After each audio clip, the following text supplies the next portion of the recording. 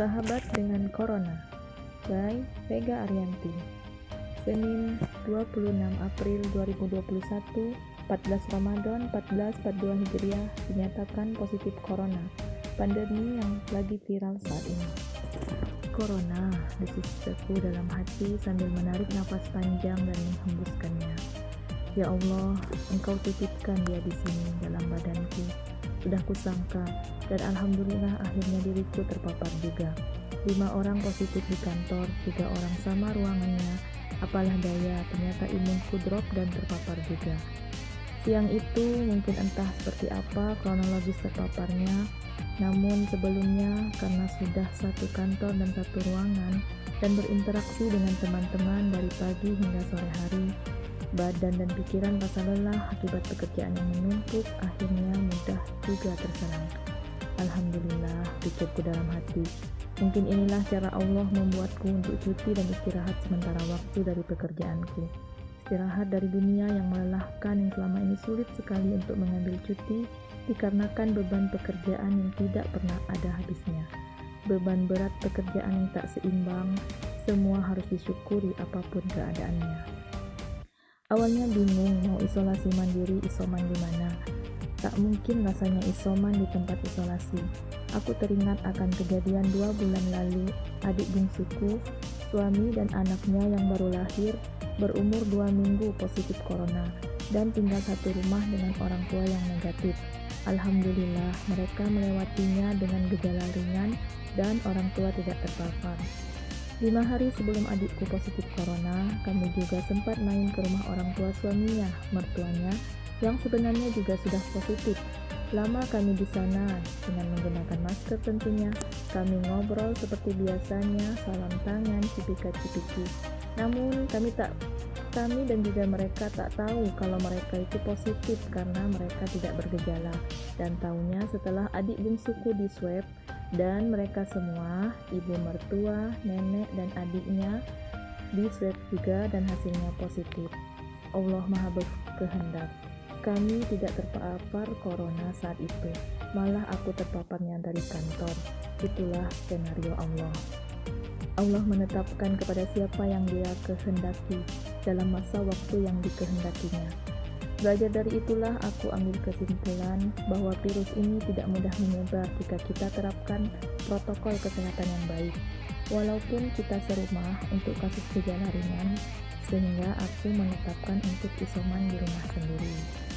Selama menjalani isoman yang dipantau oleh puskesmas desa, juga kami menerapkan protokol kesehatan yang ketat, pakai masker, jaga jarak, dan barang habis pakai yang terpisah. Karena suami dan anak juga negatif. Alhamdulillah banyak dukungan dan doa dari teman-teman, tetangga, dan keluarga. Gejala yang kualami saat corona ini sama seperti orang-orang yang terkena corona pada umumnya, yaitu diawali dengan badan yang meriang, panas dingin, batuk, dan tiba-tiba kering. Sesak napas, mudah lelah, kepala pusing, hingga indera penciuman dan lainnya. Aku melewati masa ini dengan penuh syukur kepada Allah. Inilah cara Allah memberikan yang terbaik untuk hambanya. Biasanya setiap tahun pada bulan Ramadan, aku mengambil cuti tahunan. Namun untuk tahun ini, aku tidak bisa mengambil cuti. Bukannya tidak diberi cuti oleh atasan, namun dikarenakan pekerjaan kantor yang bertumpuk. Beban kerja yang berat tidak imbang antara pekerjaan dan tanggung jawab yang harus dipikul dan dikerjakan oleh satu orang pegawai pada subbagian tempatku bekerja. Untungnya masih dibantu oleh pegawai kontrak bidang lain dan adik SMK yang masih magang di kantor. Namun Allah berkehendak lain, diberilah corona masuk dalam badanku, aku diberinya cuti langsung oleh Allah dengan adanya corona. Alhamdulillah, mungkin aku bisa fokus beribadah selama masa ini, pikirku. Semua pekerjaan kantor kutinggalkan dengan terpaksa. Pernah pegawai kantor dari bidang yang diperbantukan ke subbag kami memberikan dan mengirimkan beberapa file pekerjaan via WhatsApp. Namun sia-sia, aku tidak bisa berpikir. Beberapa kali aku mengikuti Zoom meeting, semasa itu juga sama, tidak tahu apa arahan dari mereka. Kepala tidak bisa berpikir karena pusing parah. Sudah kulepaskan saja untuk sementara waktu. Dan untuk urusan rumah tangga, karena sebagai ibu rumah tangga tanpa asisten, dikerjakan saja semampunya. Ibadah pun juga melakukan semampunya, karena baru habis sholat isya dan sholat rawatibnya langsung napas ngos-ngosan, hingga diperlukan istirahat yang lama terlebih dahulu. Saat ngos-ngosan, susah bernapas, aku tarik napas panjang dan hembuskan sambil sisipkan istighfar di dalamnya. Dan berkata dalam hati, semoga Allah ampuni dosa-dosaku, semoga Allah melembutkan corona di badanku. Baru lanjut pula nanti setelah ditidurkan untuk lanjut sholat malam dan mengajinya. Selama isoman, kuputuskan untuk tetap berpuasa semampuku, walaupun kondisinya perlu banyak asupan makanan dan nutrisi untuk meningkatkan imun. Alhamdulillah puasanya masih bisa, hanya 2 hari yang off selama isoman. Kulewati hari demi hari selama masa isoman ini. Sakitnya isoman ini juga saat kita harus berpisah dan tidak boleh dekatan dengan orang-orang yang kita sayangi, terutama anak kita. Bunda cepat sembuh ya, habis kangen bunda, ucap anakku dari luar kamar yang membuat hatiku teriris. Corona, dengan adanya dirimu, mengajarkan banyak hal dan memberikan banyak hikmah yang bisa kupetik. Ku terima takdirku untuk berdampingan dan bersahabat denganmu. Baiknya seorang sahabat, saat pertama masuk dalam badan, ku katakan pada diriku, Allah menitipkan dia untuk bertemu dan menginap selama beberapa hari dalam badanku. Layaknya seorang tamu, aku tidak mencilanya. Ku ikuti kemana larinya dirinya si virus corona, dan kurasakan nampaknya si virus mulai masuk lewat hidung yang ditandai dengan hidung buntu tanpa meler. Beberapa hari kemudian, kerongkongan sakit batuk kering. Kukatakan pada diriku, dia sudah mampir ke kerongkongan, hingga rasanya ke paru-paru untuk sulit bernapas, apalagi saat kelelahan. Hilang indera penciuman untuk beberapa hari. Alhamdulillah, ini prosesnya dan kunikmati prosesnya sampai berlangsung normal kembali kurang lebih 10 hari, dan alhamdulillah Allah berikan gejala ringan padaku.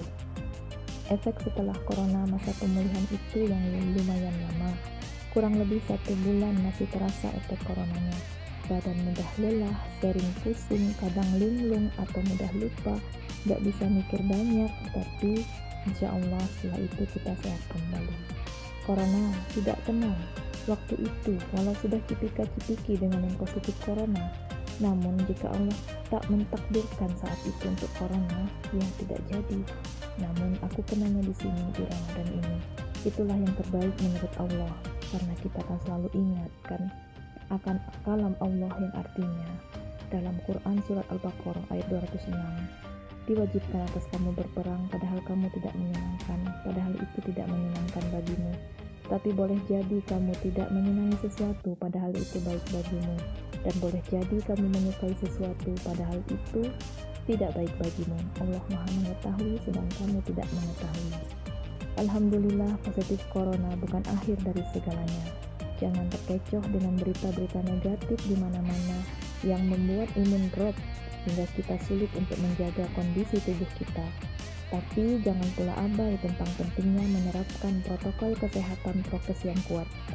Tetap jaga imun, iman, dan prokes yang ketat, apalagi di masa PPKM level 4 ini. Contoh kasus di Kabupaten Belitung pada Jumat 30 Juli tahun 2021 menunjukkan 1.035 orang posisi aktif corona yang terdata saat ini. 75 orang pasien dirawat di RSUD, 20 orang isolasi di tempat isolasi, dan terdapat 940 orang isolasi mandiri. Jumlah positif total sejak tahun 2020 adalah 5.067 orang, dan total sembuh selesai isolasi 3.896 orang atau 76,89% dari jumlah, dan jumlah kasus meninggal dunia 136 orang dari 173.717 jiwa penduduk di Kabupaten Belitung dengan luas wilayah yang kecil, yaitu 2.293,69 km persegi. Kalau Pulau Belitung adalah pulau yang kecil jika terlihat dari peta Indonesia. Setiap hari kita selalu mendengar sirine ambulan, baik untuk jemput sakit maupun untuk korban meninggal dunia. Kalau dipikir-pikir membahayakan dan menyeramkan. Apalagi daerah-daerah lain mungkin lebih parah dari ini, akses ditutup di mana-mana. Tapi hadapi ini dengan kesadaran masing-masing untuk terus berpikir positif dan bahagia agar imun dan iman tidak drop. Karena saat badan dan pikiran drop, virus itu mudah menyerang kita. Kita berdoa, perbanyak istighfar, sholawat, zikir, dan berserah serta tawakal kepada Allah yang Maha Kuasa. Semoga kita diberikan kesehatan dan selalu dalam lindungannya. Dan semoga yang telah mendahului kita, Allah wafatkan dalam keadaan syuhada dan Allah tempatkan di tempat yang terbaik di sisinya. Amin ya Rabbal Alamin.